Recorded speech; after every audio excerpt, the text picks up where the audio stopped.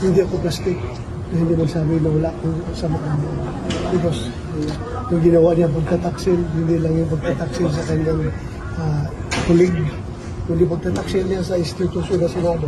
Siya pa naman ang pumirma noong resolution namin na dapat dadaan sa legal processes na require the Supreme Court na dadaan sa lower courts yung arrest warrant. Alam naman niya, pinakitaan siya ng warrant of arrest na galing ICC. Dapat tinanong niya saan dito ang corresponding local warrant of arrest.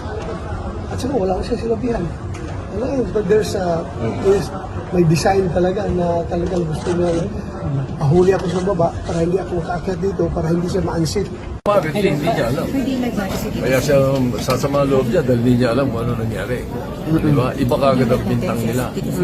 Simple lang naman eh. In the morning, kahapon, a representative of the NBI came to me and said that they have a warrant of arrest for Senator De La Rosa. Sabi ko, they coordinate with the OSAA.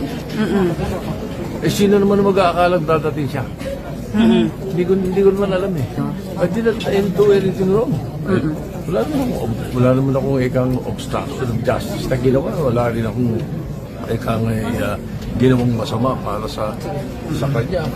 How will I know that he's coming after 7 months of absence to unseat a sitting Senate President? How will I know that? He's misinformed. They have misinformed.